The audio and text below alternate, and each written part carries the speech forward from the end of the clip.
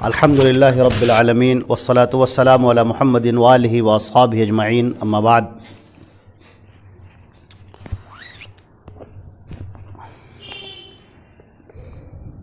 وعن ابی سعید الخدری رضی اللہ تعالی عنہ قال قال رسول اللہ صلی اللہ علیہ وسلم والذی نفسی بیدہ لا تقوم الساعة حتى تكلم السباع والإنس وحتى تكلم الرجل عذبة صوته وشراك نعله ويخبره فخذه بما أحدث أهله بعده، رواہ الترمذی۔ یہ روایت حضرت ابو سعید خدری رضی اللہ تعالیٰ عنہ کی ہے اور یہ ترمذی کی ہے،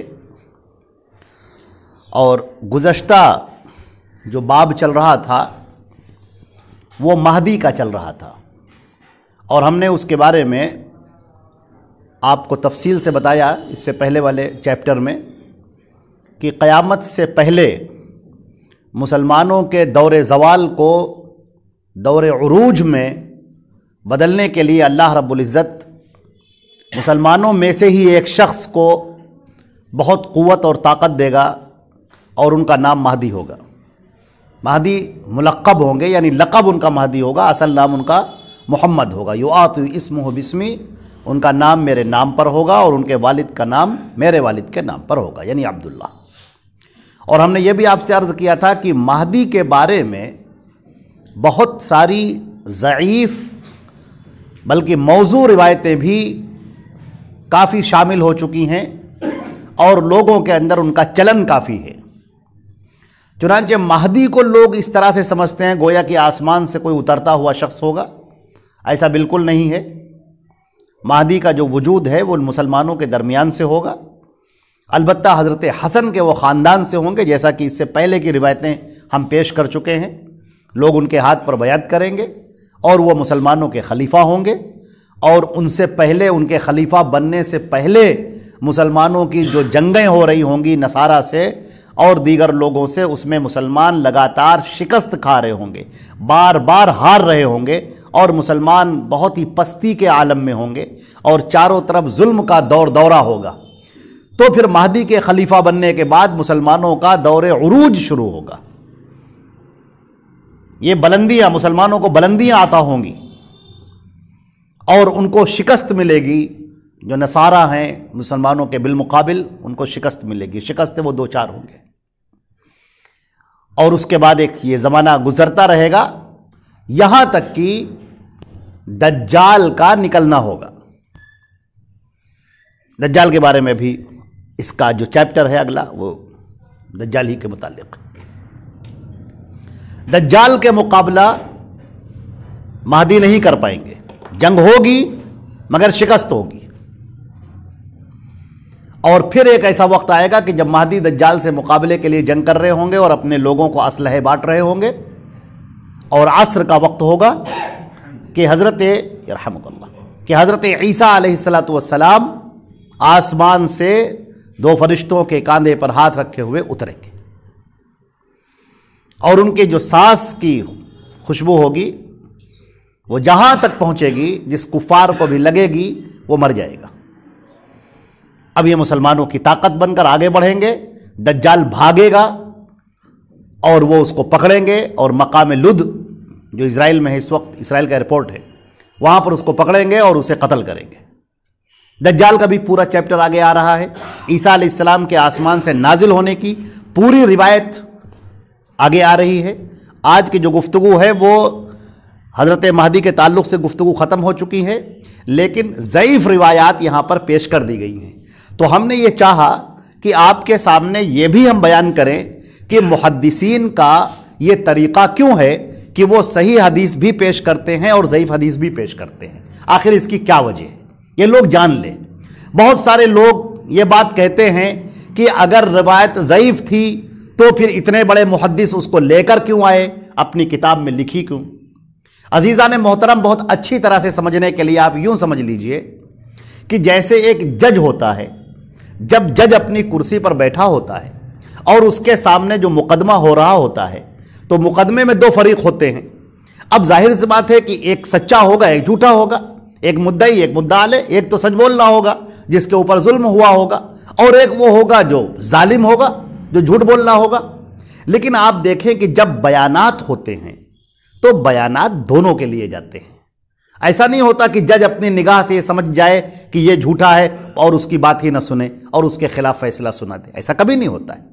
ہمیشہ آپ نے دیکھا ہوگا کہ اگر چور ہی کیوں نہیں ہے، وہ قاتل ہی کیوں نہ ہو، وہ کتنا ہی بڑا مجرم کیوں نہ ہو، لیکن وہ کٹ گھرے میں کھڑا ہوتا ہے اور جج اس سے سوال کرتا ہے کہ تم نے ایسا کیوں کیا، یا تم اپنی صفائی میں کچھ کہنا چاہتے ہو، تمہیں جو بھی کہنا ہے تم اپنی بات کہو۔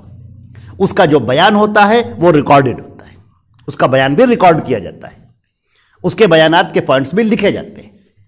تو آدمی کے سامنے جو بھی بات آ رہی ہے وہ اس طرف سے ہو یا اس طرف سے ہو، مدعا کی طرف سے ہو یا مدعا علیہ کی طرف سے ہو، دونوں فریقوں کے دونوں بیانات قلم بند کیے جاتے ہیں، نوٹ کیے جاتے ہیں، ریکارڈ کیے جاتے ہیں، اور پھر جج اپنا فیصلہ سناتا ہے۔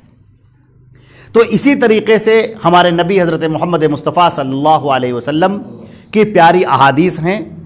ان حدیثوں کو پیش کرنے والے جلیل القدر لوگ ہیں جنہوں نے ان حدیثوں کو پیش کیا، لیکن کچھ ایسے ناکارہ لوگ بھی ہیں اور کچھ ایسے بدتینت لوگ ہیں جو مسلمانوں کے صف میں گھس آئے اور اللہ کے رسول صلی اللہ علیہ وسلم کے نام پر بہت ساری حدیثیں اپنے من سے گڑھ کے انہوں نے پیش کی۔ اب جو محدث ہے، اب تو محدث کو فیصلہ کرنا ہے کہ یہ حدیث صحیح ہے کہ حدیث صحیح نہیں ہے، لہٰذا وہ صحیح حدیث کو بھی لکھتا ہے اور نیچے لکھتا ہے ھذا حدیث صحیح، یہ حدیث صحیح ہے۔ پھر وہ ضعیف روایت کو بھی لکھتا ہے اور بیان کرتا ہے ھذا حدیث ضعیف، یہ حدیث ضعیف ہے۔ وفیہ راوی منکر الحدیث، اس کے اندر راوی ہے منکر الحدیث ہے۔ وفیہ الراوی یدلس، اس کے اندر ایک راوی ہے جو مدلس ہے۔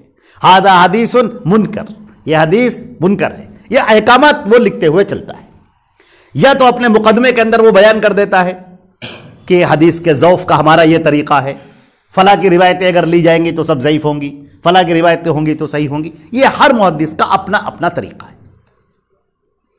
کبھی کبھی محدث اس سلسلے میں چوک بھی جاتا ہے، اس نے جس روایت کو صحیح کہا تھا اپنے لحاظ سے اس نے تحقیق کی، اس کو لگا کہ یہ روایت بالکل صحیح ہوگی، اس نے لکھ دیا کہ یہ روایت صحیح ہے، لیکن جب باقی محدثین نے دیکھا تو اس پر نکیر کی انہوں نے اور کہا نہیں، یہ آپ سے چوک ہوئی ہے، یہاں پر فلاں راوی ہے جس کے اوپر جرح ہوئی ہے، وہ صحیح نہیں ہے، لوگ اس کو ضعیف قرار دیتے ہیں، لہٰذا وہ بھی بیان قلم بند ہوتا ہے۔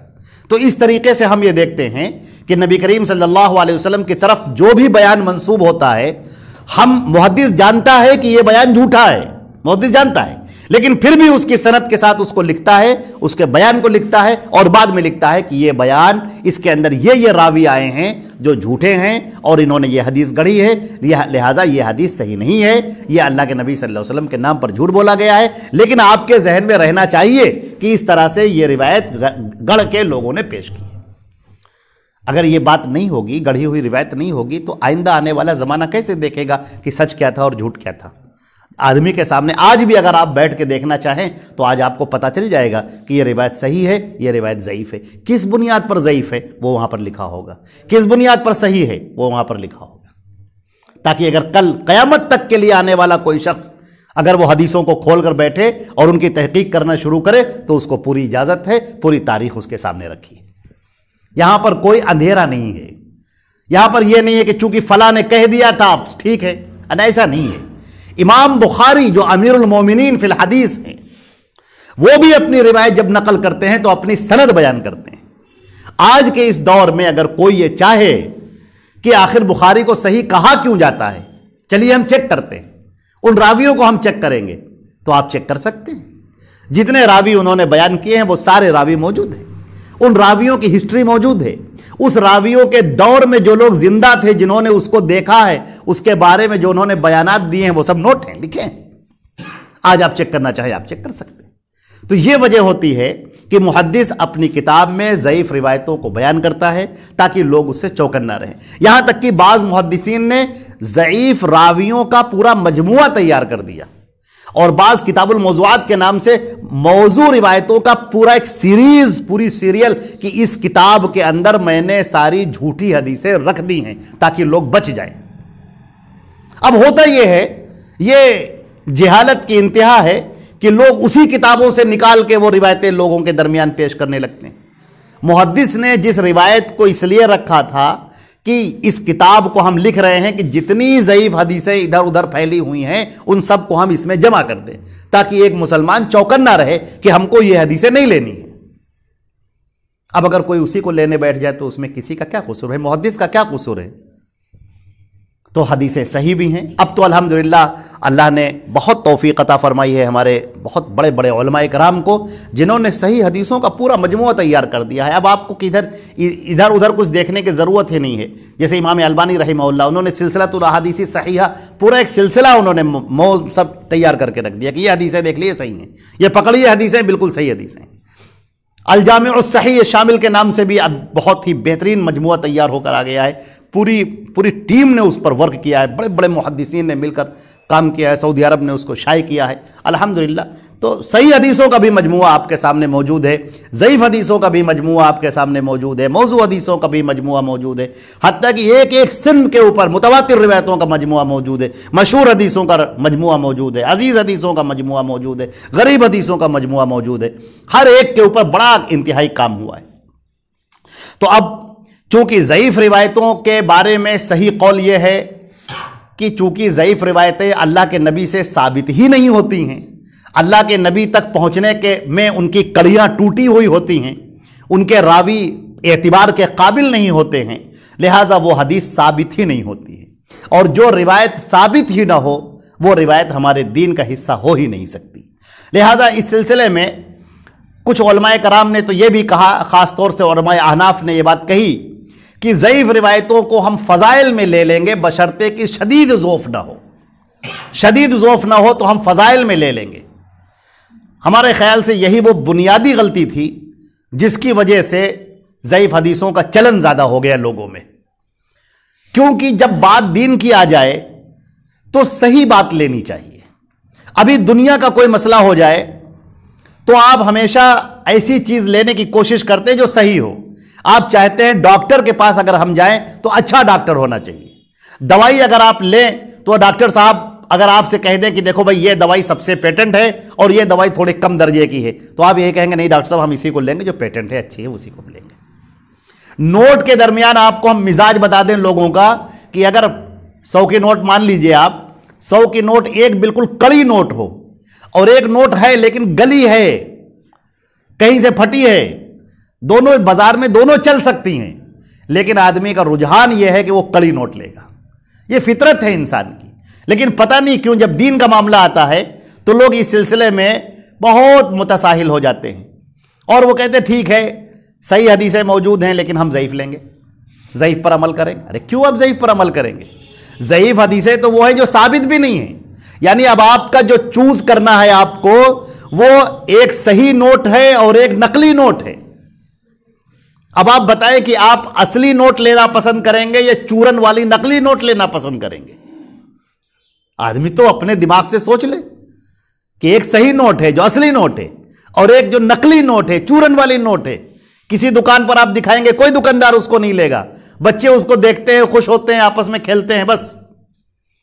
لیکن افسوس یہ ہے، ٹریجڈی ہے انسان کی، یہ بڑی افسوسناک بات ہے کہ جب مسئلہ یہ آ جاتا ہے کہ صحیح حدیث بھی ہے ضعیف حدیث بھی ہے تو آدمی کہتا ہے کہ ارے ہم ضعیف حدیث لے لیں گے، ضعیف پر ٹھیک ہے، یہ بھی تو حدیث ہی ہے، ٹھیک ہے چلے۔ وہ حدیث نہیں ہے، وہ اللہ کے رسول سے ثابت ہی نہیں ہے، وہ اللہ کے نبی صلی اللہ علیہ وسلم سے ثابت ہی نہیں ہے، اور جو ثابت نہیں ہے وہ ہمارا دین ہی نہیں ہے، کیونکہ ہمارا دین ثابت ہے۔ ہمارا دین قیامت تک کے لیے محفوظ رہنے والا ہے، اللہ نے اس دین کو محفوظ کر دیا ہے۔ لہٰذا ہم نے یہ بات اس لیے بیان کر دی کہ ہمارے بہت سارے احباب ضعیف حدیثوں کی طرف لپکتے ہیں، دوڑتے ہیں، اس پر عمل کرتے ہیں، حالانکہ صحیح بات یہ ہے کہ ضعیف حدیثوں پر عمل نہیں کرنا چاہیے، صحیح حدیثوں پر عمل کرنا چاہیے۔ ابھی تک ہمارا یہ طریقہ رہا ہے کہ جو بھی ضعیف حدیثیں اس کے اندر آئی ہیں ہم نے ان کو ضعف کو واضح کیا ہے، لیکن اس کی کوئی تشریح نہیں کی، اس لیے اس کی تشریح کی ضرورت ہی نہیں ہے۔ صحیح حدیث جب ہے ہی نہیں، وہ ضعیف روایت ہے تو اس کی تشریح کرنا کیا، کیوں؟ لہذا مہدی کے بارے میں ایک بڑی روایتیں آئی ہیں جو بہت جھوٹ پھیلایا گیا ہے لوگوں کے درمیان میں، اور یہ روایتیں صحیح نہیں ہیں۔ تو ہم ان ساری ضعیف روایتوں کو چھوڑ دیتے ہیں اور صحیح حدیث کو پیش کریں گے۔ یہاں پر ابھی جو ہم نے روایت پڑھی ہے وہ حضرت ابو سعید خدری رضی اللہ تعالیٰ عنہ کی روایت ہے اور صحیح روایت ہے، یہ ترمذی کی روایت ہے۔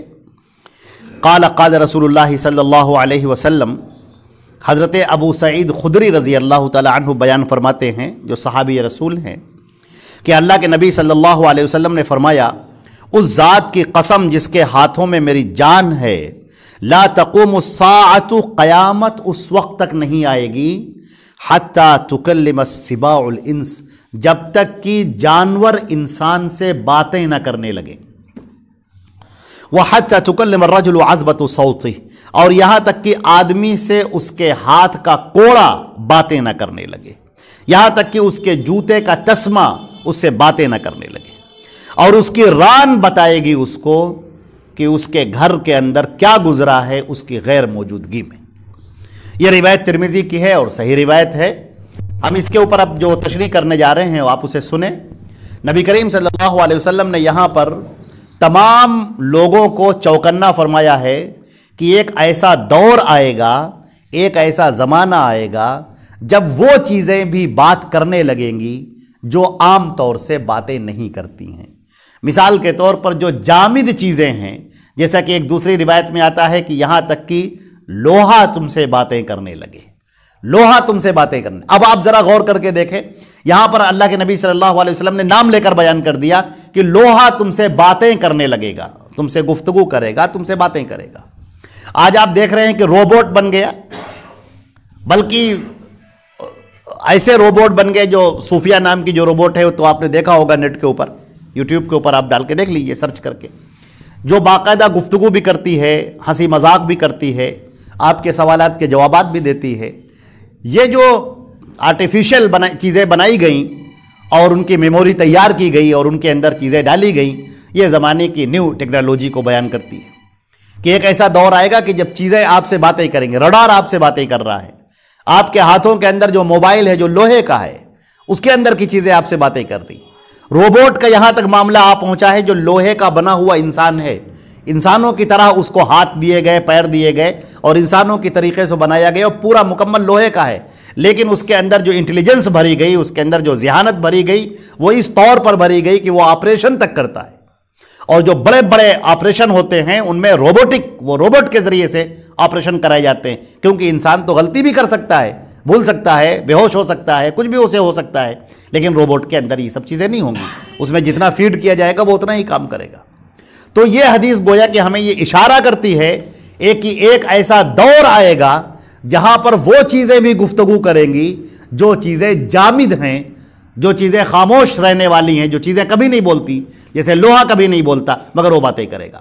عذبۃ صوت ہی کہا، اس زمانے میں جو نبی کریم صلی اللہ علیہ وسلم کا زمانہ تھا، کچھ چیزیں فیشن کی ہر دور میں ہوتی ہیں، انسان کا جو مزاج ہے فیشن اختیار کرنے کا وہ ہر دور میں ہوتا ہے، جیسے اچھے کپڑا پہننا ہر دور میں رہا ہے، ہر آدمی یہ چاہتا ہے کہ ہم اچھے کپڑے پہنیں۔ اس دور میں جو پرانا زمانے کا دور تھا، اس زمانے کے لحاظ سے جو بھی فیشن رہا ہو، لوگ ہاتھوں میں کوڑا لے کر چلنا اپنا ایک شان سمجھتے تھے، ایک فیشن سمجھتے تھے، ایک ایسا زمانہ گزر چکا ہے۔ آدمی کے اسٹیٹس کا اندازہ لگایا جاتا تھا اس کی تلوار کے ذریعے سے، اس کے ہاتھ میں کوڑے کے ذریعے سے، اس کے اونٹ کے ذریعے سے، اس کے گھوڑے کے ذریعے سے، یہ آدمی کے اسٹیٹس اس سے اندازہ لگایا جاتا تھا۔ یہ گھوڑا کون سا ہے؟ اب ترکی گھوڑا ہے، یہ گھوڑا کون سا ہے؟ عربی گھوڑا ہے، یہ تازی گھوڑا ہے۔ اس کے ذریعے سے لوگ اندازہ لگاتے تھے کہ ان کا اسٹیٹس بہت اونچا ہے۔ ایک زمانہ آیا کہ کوڑوں کے ذریعے سے لوگ اندازہ لگاتے تھے کہ جو ہاتھ میں کوڑے لے کر چلتے ہیں اس سے اندازہ لگایا گیا۔ نبی کریم صلی اللہ علیہ وسلم کے زمانے کے بعد کا زمانہ ترکی جب زمانہ آیا تو ٹوپیوں سے اندازہ لگایا جاتا تھا، ایک ایک ٹوپی کئی لاکھ درہم کی ہوتی تھی، ان ٹوپیوں کے ذریعے سے اندازہ لگایا جاتا تھا کہ آدمی کا اسٹیٹس کیا ہے۔ اس کے بعد پھر اب موبائل آ گیا ہے، ہمارے اس زمانے میں اینڈرائڈ موبائل بہت سارے ہیں، اس سے اندازہ لگایا جاتا ہے کہ بھائی یہ آئی فون ہے، پھر اس کے اندر بھی کیٹیگریز ہیں، اس کے ذریعے سے ایک اسٹیٹس کا اندازہ لگایا جاتا ہے۔ گاڑیاں آ گئی ہیں، گاڑیوں کے ذریعے سے اندازہ لگایا جاتا ہے کہ بھائی فلاں کے پاس یہ گاڑی ہے تو وہ زیادہ اچھا ہے، فلاں کے پاس یہ گاڑی ہے تو اور زیادہ مالدار ہے۔ تو یہ آدمی کا ایک اسٹیٹس یہ ہر دور میں رہا ہے۔ نبی کریم صلی اللہ علیہ وسلم کے زمانے میں بھی لوگ ہاتھوں میں جو کوڑا لے کر چلتے تھے، نبی کریم صلی اللہ علیہ وسلم نے بتایا کہ یہ جو تمہارے ہاتھ میں کوڑا ہے یہ تم سے باتیں کرے گا۔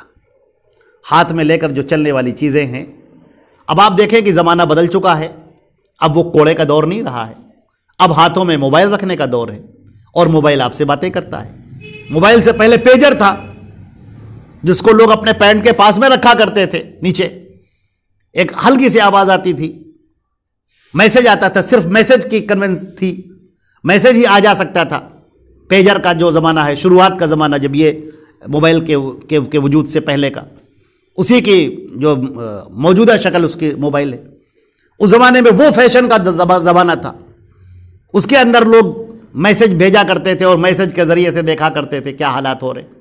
تو آپ یہ دیکھ رہے ہیں کہ لوہا انسانوں سے باتیں کر رہا ہے، مشینیں انسانوں سے باتیں کر رہی ہیں، گفتگو کر رہی ہیں۔ تو یہ جو منجمد چیزیں ہیں، وہ منجمد چیزیں بھی آپ سے باتیں کرنے لگی۔ یہ تو وہ دور ہے جہاں تک ہم پہنچے ہیں۔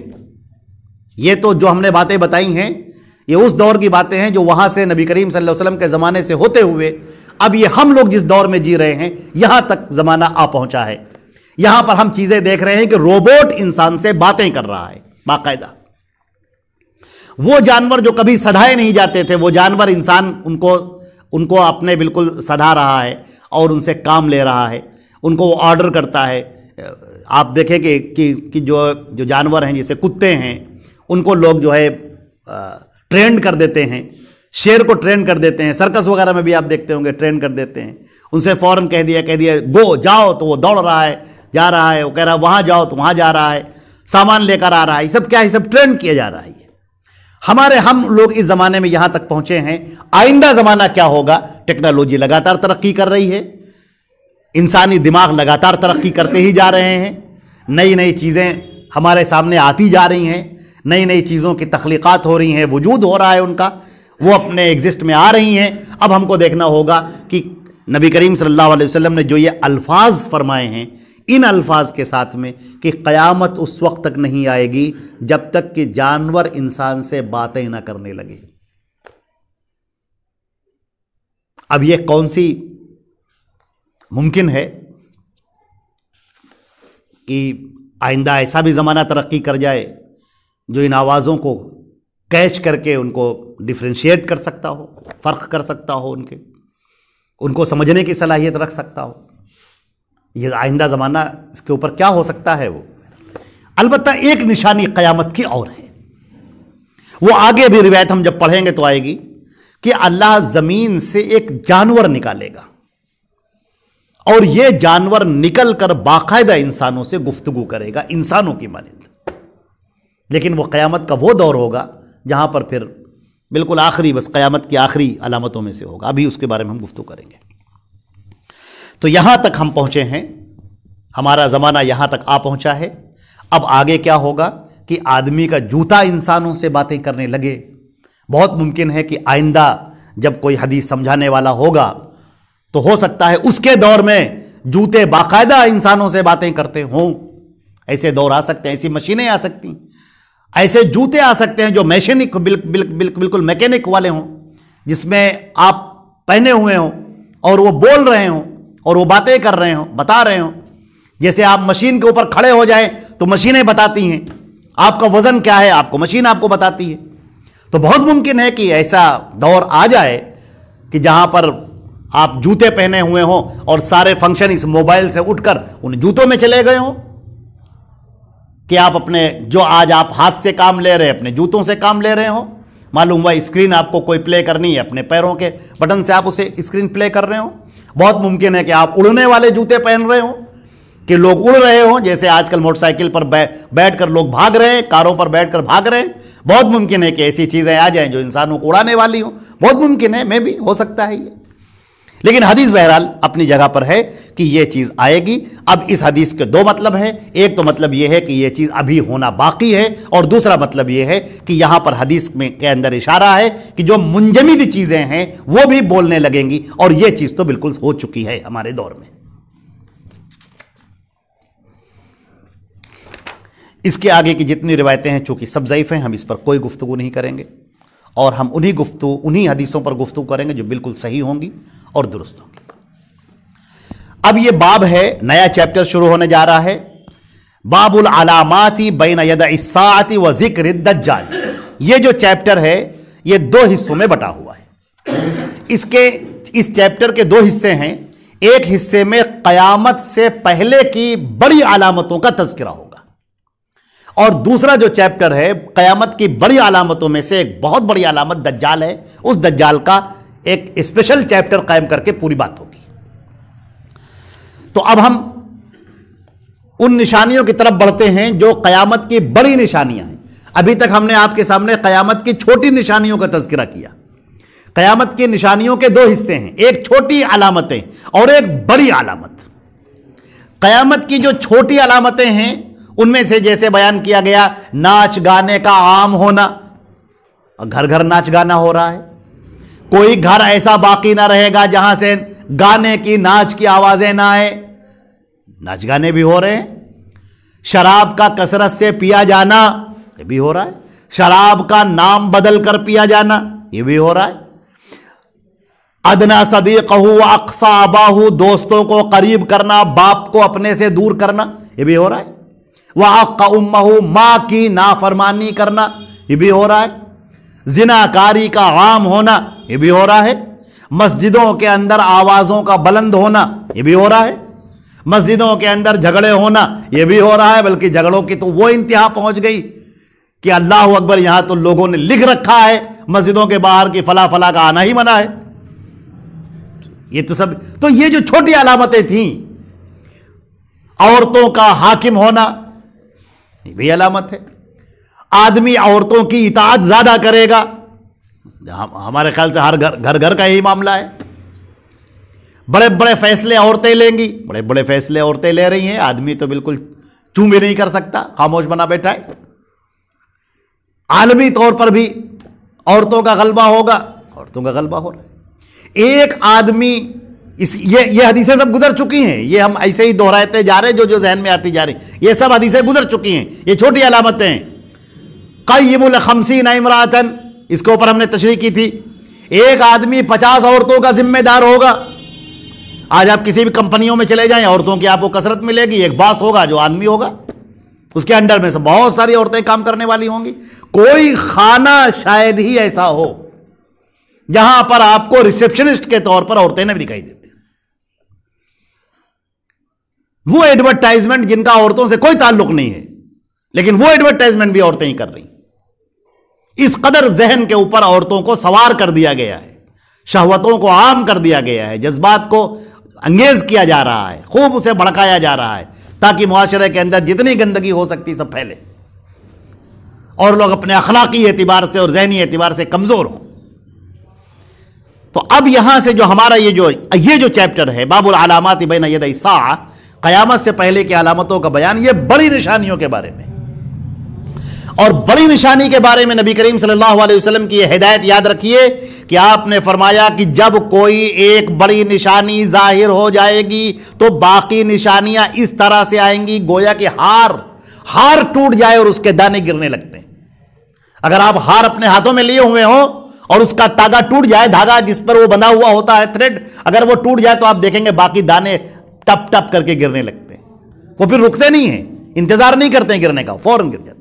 تو بڑی نشانیاں جب بھی ظاہر ہوں گی وہ اسی طرح سے ظاہر ہوں گی. اب وہ حدیث آپ کے سامنے پیش کرتے ہیں جو 10 نشانیوں کے اوپر مشتمل ہے. وعن حذیفہ رضی اللہ تعالی عنہ ابن الاسید الغفاری رضی اللہ تعالی عنہ, یہ روایت مسلم کی ہے. حضرت حذیفہ ابن اسید الغفاری رضی اللہ تعالی عنہ فرماتے ہیں اطلع النبی صلی اللہ علیہ وسلم علینا ونحن نتذاکر, کہ اللہ کے نبی صلی اللہ علیہ وسلم تشریف لائے اور ہم لوگ آپس میں کچھ باتیں کر رہے تھے. فقال ما تذکرون, آپ نے کہا تم لوگ کون سی باتیں کر رہے ہو, کیا باتیں ہو رہی ہیں؟ قالوا نذکر الساعہ, تو ہم لوگوں نے کہا کہ قیامت کے بارے میں ہم لوگ باتیں کر رہے ہیں. دیکھیے صحابہ کرام کا مزاج دیکھیے, وہ آپس میں بھی بیٹھتے ہیں تو دین کی باتیں کرتے ہیں, اور ہم لوگ کا مزاج دیکھیے شادی بیاہ میں کہیں ارے جنازے میں بھی اگر لوگ ایک دوسرے کو مل جاتے ہیں وہاں بھی دنیا کی باتیں شروع ہوتی. ہم لوگ اگر 4 جگہ پر ایک ساتھ بیٹھے ہوئے آپ کو نظر آئیں اور آپ وہاں پر پہنچ جائیں تو سوائے یہ کہ دنیا کی باتوں کے اور کوئی چیز آپ کو نظر نہیں آئے گی. ہمارے ہاں سب سے بڑی سیاست کی باتیں ہوں گی. سب سے پہلے لینا 1 نہ دینا 2, سیاست کی باتیں ضرور ہو رہی ہوں گی, کھیلوں کی باتیں ہو رہی ہوں گی, گیمز کی باتیں ہو رہی ہوں گی, اور عالمی سیاست کی باتیں ہو رہی ہوں گی کہ قطر نے ایسا کر دیا تو سعودی کو یوں کرنا چاہیے تھا, تو ترکی کو ایسا کرنا چاہیے تھا, تو امریکہ نے یہ کر دیا, تو انگلینڈ, اور آپ کر کہاں رہے ہیں؟ چائے خانے پر بیٹھے ہوئے کر رہے ہیں یا کسی شادی بیاہ میں بیٹھے ہوئے باتیں کر رہے ہیں. آدمی کس طرح کی باتیں کر رہا ہے؟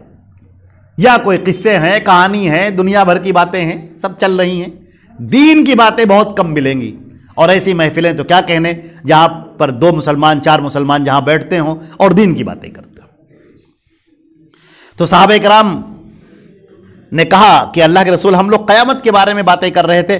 قال انہا لن تقوم حتی تروا قبلہا 10 آیات. آپ نے فرمایا کہ قیامت ہرگز نہیں آئے گی جب تک اس سے پہلے تم 10 نشانیاں نہ دیکھ لو. 10 علامتیں. یہ 10 علامتیں کون سی ہیں؟ یہ 10 علامتیں بڑی علامتیں ہیں. چھوٹی علامتیں گزر چکی اور ان میں سے چھوٹی علامتوں میں سے کوئی علامت نہیں رہ گئی ہے جو باقی ہو. وہ سب پوری ہو چکی. اب یہ کہ ان کی شکلیں بلندی کے ساتھ میں آگے بڑھتی چلی جائیں گی. جسے آپ نے کہا شراب کا نام بدل بدل کر پیا جائے گا تو اب یہ چیز اس میں جو ہے جاری رہے گی، ترقی ہوتی رہے گی اس کے اندر. 10 نشانیاں فذکرا. اب آپ نے نشانیاں گنائیں. اب صحابی ان کو گنا رہے ہیں. واضح رہے کہ یہ ترتیب مراد نہیں ہے، یہ صرف 10 نشانیاں ہیں. ان کی ترتیب کیا ہوگی وہ یہ ترتیب اس کے اندر ذکر نہیں کی گئی ہے. کون پہلے ہوگی کون بعد میں، اس کا صحابہ کرام کو یہ باتیں نہیں معلوم تھی. لہٰذا انہوں نے وہ سیکوینس باقی نہیں رکھا. انہوں نے وہ 10 چیزیں آپ کے سامنے گنا دی. اب وہ کون کون ہوں گی؟ الدخان، دھواں. ایک دھواں پھیلے گا مشرق سے مغرب تک، چاروں طرف دھواں ہوگا. اس دھوئیں کے بارے میں اب ظاہر سی بات ہے کہ اتنی ہی بات کہی گئی ہے. اب باقی انسان کے اوپر چھوڑ دیا گیا ہے، حالات جیسے آئیں گے وہ بتایا جائے گا. لیکن اتنی بات ضرور ہے کہ یہ دھواں جس کے بارے میں نبی کریم صلی اللہ علیہ وسلم نے پیشن گوئی فرمائی ہے، آپ سارے لوگ واقف ہیں کہ کلائمیٹ بدل رہا ہے، گلیشیئرز پگھل رہے ہیں. کمپنیوں سے نکلنے والی گیسوں نے اور گاڑیوں سے نکلنے والے دھوئیں نے ان پوری فضاؤں کو مقدر کر رکھا ہے. یہاں تک کہ آکسیجن ختم ہوتا جا رہا ہے، کاربن ڈائی آکسائڈ بڑھتی جا رہی ہے اور مختلف قسم کی بیماریوں کو لے کر آ رہی ہے. سیمینار پر سیمینار ہو رہے ہیں، بڑے بڑے سائنٹسٹ بیٹھ کر اس کے اوپر صبح و شام گفتگو کر رہے ہیں. یہاں تک کہ کلائمیٹ چینجنگ کا ایک پورا چیپٹر کتابوں کے نصاب کے اندر، سلیبس کے اندر ڈال دیا گیا ہے. اور اس وقت جو بڑے بڑے ماہرین سائنٹسٹ ہیں وہ بیٹھ کر اس کے اوپر گفتگو کر رہے ہیں کہ یہ جو کلائمیٹ ہمارا بدل کیسے رہا ہے، یہ گرمی اتنی بڑھ کیوں رہی ہے، یہ برف کے بڑے بڑے پہاڑ پگھل کیوں رہے ہیں، یہ اوزون کی پرت پھٹی کیوں جا رہی ہے. اس کے اوپر گفتگو ہو رہی ہے. ہم یہ ضرور کہتے ہیں کہ اللہ کے نبی نے یہ پیشن گوئی فرمائی ہے. یہ دھوئیں کا ہونا اور اس کی علامتیں ہم کو دکھائی دے رہی ہیں. اپنی اصلی شکل میں کب آئے گا وہ تو اللہ بہتر جانتا ہے، لیکن ہمیں یہ معلوم ہے کہ اگر آج ہو جائے کل ہو جائے تو کوئی بعید بات نہیں.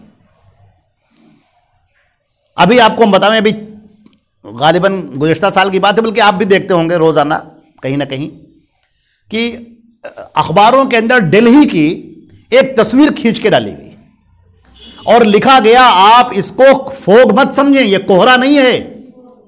اگر آپ یہ سمجھ رہے ہو کہ یہ کوہرا نہیں ہے، یہ جو جراثیم ہیں فضاؤں میں، آلودگی، پالوشن، تو یہ پالوشن پھیلا ہوا ہے جس کو ہم پردوشن کہتے ہیں. یہ پالوشن، آلودگی، فضائی آلودگی یہ پھیلی ہوئی ہے اور وہ بالکل ایسی نظر آ رہی جیسے کوہرا سامنے دکھائی نہیں دے رہا ہے. ہمارے لکھنؤ کا بھی 3 یا 4 نمبر ہے اس فضائی آلودگی میں. سانس لینا انسان کے لیے مشکل ہو رہا ہے. وہ سانس لے رہا ہے تو سارے جراثیم، ساری گندگیاں انسان کے اندر جا رہی ہیں، جسم کے اندر جا رہی ہیں. یہ بیچارہ کتنا فلٹر کرے گا ہمارا جسم ان کو. لہذا لوگ بیمار پر بیمار پڑتے جا رہے ہیں، دوائیوں کی کھپت ہوتی جا رہی ہے.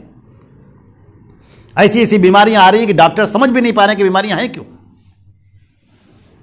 تو یہ حالات تو ہمارے سامنے بن رہے ہیں اس دخان کے جس کے بارے میں نبی کریم صلی اللہ علیہ وسلم نے بیان فرمایا ہے کہ دخان آئے گا، دھواں چھائے گا، اور ایسا دھواں جو آدمیوں کی آنکھوں کے سامنے بالکل چھایا ہوا ہوگا. یہ مشرق میں بھی ہوگا اور مغرب میں بھی ہوگا.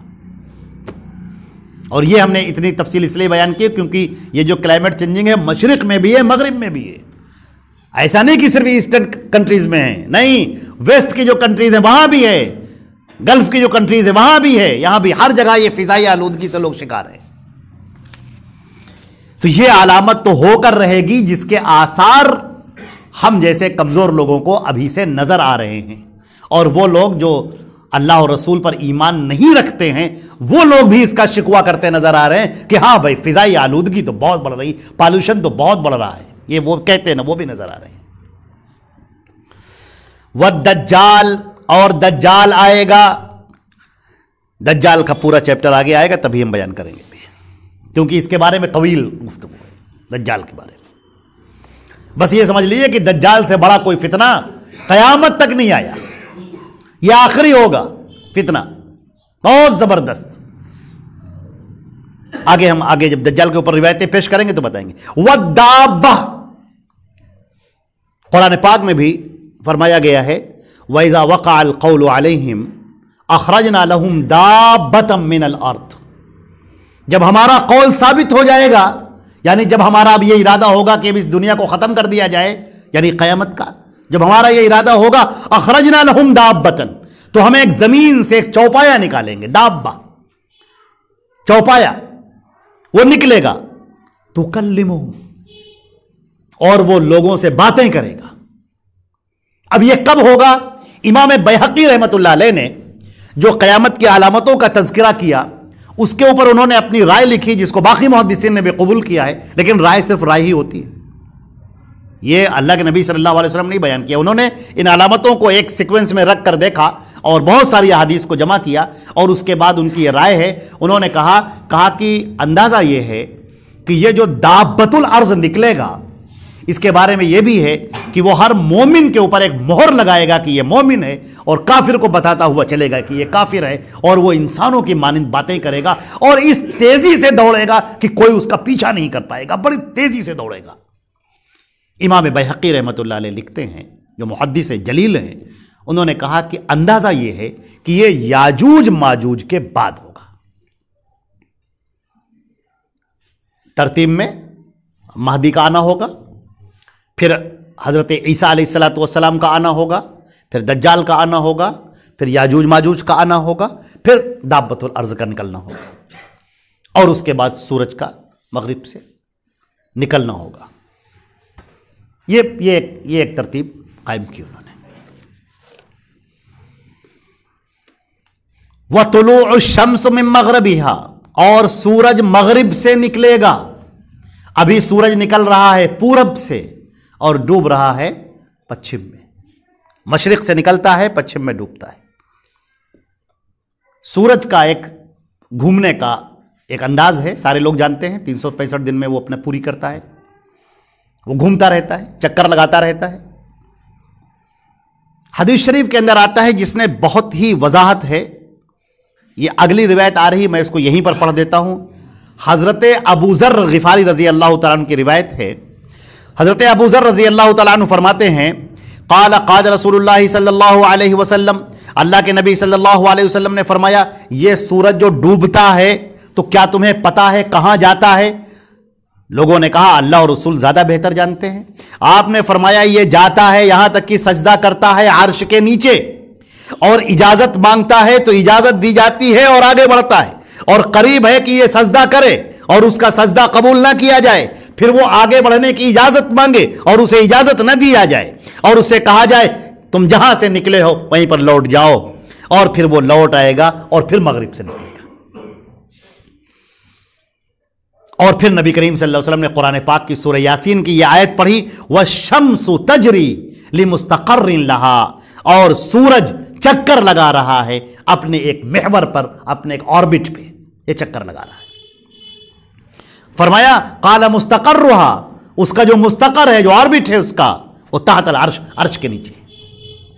ہمیں یہ بات اچھی طرح سے معلوم ہے، جو موجودہ سائنس نے ہمیں پہنچایا ہے، جہاں تک انکشافات ہوئے ہیں، وہ یہ کہ سورج ایسے چکر لگا رہا ہے مستقل، اور جب وہ چکر لگاتا ہے تو گول دائرے میں چکر لگا رہا، گھوم رہا ہے وہ، اور جب وہ گھومتا ہے تو ظاہر سی بات ہے کہ گھومتا رہتا ہے، کبھی مشرق کبھی مغرب، کبھی ہندوستان میں ہمارے اس ملک میں اس وقت جو مشرقی ممالک ہیں وہاں پر رات ہے، تو اس کے بالکل اپوزٹ جو امریکہ ہے، یورپین ممالک ہیں وہاں پر جو امریکہ کا سائڈ ہے وہاں بالکل اس وقت دن ہے۔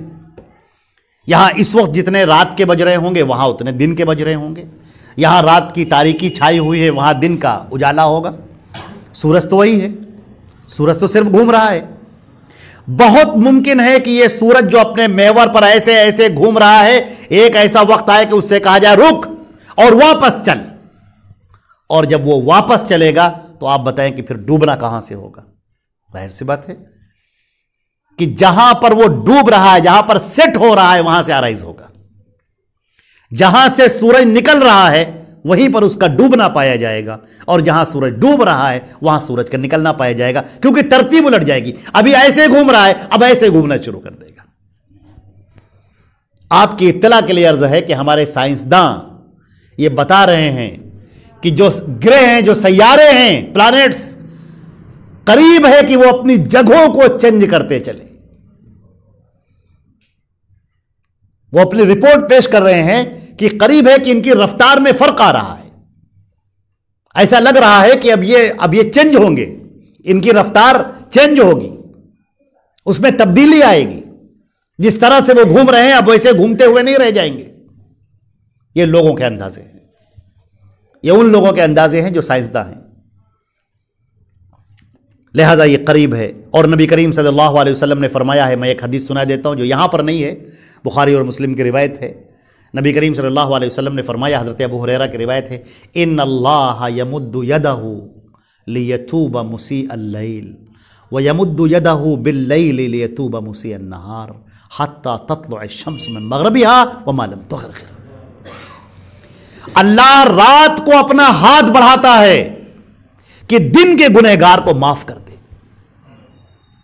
رات کو اللہ تعالیٰ اپنا ہاتھ بڑھا رہا ہے کہ دن کا جو گنہگار ہے وہ دن بھر گناہ کرتے کرتے اب رات میں لیٹا ہے، تھک گیا ہے، اب تو سوچ رہا ہوگا کہ ہم نے غلط کیا ہے، ہم نے اللہ کے احکامات کو توڑے ہیں، بہت غلط کیا ہے، اچانک ہماری موت ہو جائے تو کیا ہوگا؟ یہ دل میں خیال آئے اور وہ اللہ کے سامنے معافی مانگنے لگے کہ اے میرے رب، میرے معبود، تو مجھے معاف کر دے، تو یہ معاف کرنے والا ہے۔ اللہ تعالیٰ فرماتا ہے کہ اللہ رات کو اپنا ہاتھ بڑھاتا ہے کہ دن کے گنہگار کو معاف کر دے، اور دن میں اپنا ہاتھ بڑھاتا ہے کہ رات کے گنہگار کو معاف کر دے، اور یہ روز آنا ہوتا رہتا ہے یہاں تک کہ سورج مغرب سے نکل آئے، پچھم سے، یہاں تک کہ سورج پچھم سے نکل آئے یا انسان کی روح اس کے حلق میں آ جائے۔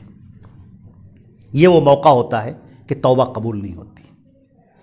جس روز یہ واقعہ رونما ہوگا کہ ایک دم سے آپ سو کر اٹھیں گے اور ایک دم سے لوگ چیخ رہے ہوں گے اور کہہ رہے ہوں گے کہ آج سورج کسی اور طرف سے نکلا ہے، اور آپ دیکھیں گے ٹی وی کے اوپر ڈیبیٹ ہو رہے ہوں گے، بڑے بڑے سائنسداں اپنے بیانات دے رہے ہوں گے، اور بڑے بڑے لوگ اپنی کھوپڑیاں کھجلا رہے ہوں گے، اور اس وقت علماء کرام بیان کر رہے ہوں گے کہ یہ دیکھیے ہمارے یہاں اللہ کے نبی صلی اللہ علیہ وسلم نے فرمایا ہے اور حدیثوں کے اندر لکھا ہوا ہے کہ سورج مغرب سے نکلے گا۔ اس وقت سب سے اہم بات یہ ہوگی کہ اب اگر کوئی مسلمان ہونا چاہے گا، ایمان لانا چاہے گا، تو ایمان لانا معتبر نہیں ہوگا۔ جو مومن ہے پہلے سے بس وہی مومن۔ اب اگر تم ایمان لائے تو اتنی نشانی کو دیکھ کر ایمان لائے، اس نشانی کے دیکھنے کے بعد کسی کا ایمان معتبر نہیں۔ کیا ہمیں پتا ہے کہ ہماری رات کون سی ہوگی؟ ہمیں تو نہیں پتا یہ ہماری رات کون سی ہوگی، کون سی نشانی کب ظاہر ہوگی، ہمیں نہیں معلوم۔ ہم نے آپ سے بتایا کہ لوگوں نے اندازے قائم کیے ہیں۔ جو بات اللہ کے نبی نے نہ بتائی ہو، کون دنیا کا آدمی اسے بتا سکتا ہے؟ اور یہ بھی آپ کو ہم بتا دیں، اللہ کے نبی نے اگر نہیں بتایا ہے، اس کا مطلب یہ ہے کہ اللہ کی یہی مرضی ہے۔ اللہ رب العزت اس کو ڈسکلوز کرنا نہیں چاہتا، وہ نہیں چاہتا کہ آپ جانیں۔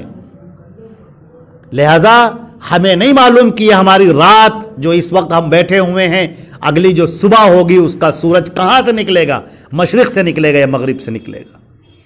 مشرق سے نکلتا ہے تو اللہ نے ہمیں اور مہلت دی، اور اگر مغرب سے نکل آیا تو توبہ کا دروازہ بند ہو گیا، توبہ کا دروازہ بند۔ پھر آپ لاکھ توبہ کرتے رہیے، اب توبہ قبول نہیں ہوگی، توبہ کا وقت ختم ہو چکا۔ یا اسی طرح انسان کی روح جب اس کے حلق میں آ جائے تب توبہ قبول نہیں ہوتی، بند ہو گئی۔ جب انسان اپنی آنکھوں سے فرشتوں کو دیکھ لیتا ہے جو اس کی روح کو نکالنے کے لیے آئے ہیں اور فرشتے اس سے باتیں کر رہے ہیں، اب وہ توبہ کرنا چاہے، کلمہ پڑھنا چاہے، کچھ کہنا، اب یہ توبہ قبول نہیں، ختم، اب اس کا وقت جا چکا۔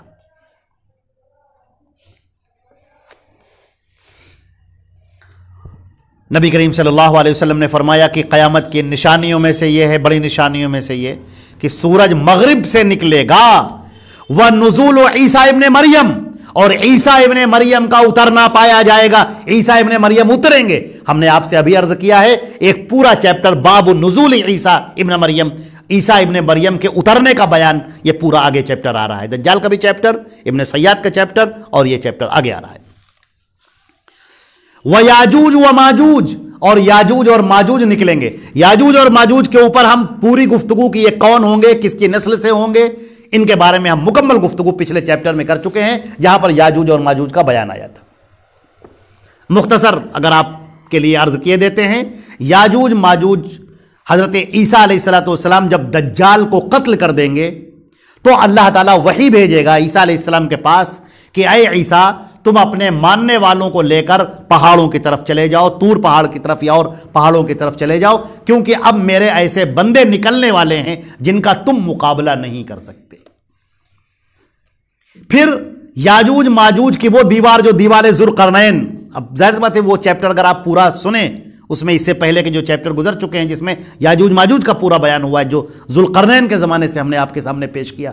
ذوالقرنین نے وہ دیوار بند کر دی تھی جدھر یاجوج ماجوج تھے جو یافس کی اولادوں میں سے ہیں، اور اس کے بعد یہ دیوار وہ چاٹتے ہیں، روزانہ چاٹتے ہیں، اور اس کے بعد کہتے ہیں کہ کل پھر آ کر چاٹیں گے، اور جب وہ واپس لوٹتے ہیں تو دیوار جیسی تھی ویسے ہو جاتی، تانبے کی دیوار ہے یہ۔ پھر ایک وقت آئے گا کہ ان میں سے کوئی یہ کہے گا کہ انشاءاللہ کل چاٹیں گے، اور اس کے بعد پھر جب لوٹ کر آئیں گے تو وہ دیوار جہاں جتنی چھوڑ کر گئے تھے اتنی ہی ملے گی، اور پھر وہ اس کو توڑ دیں گے۔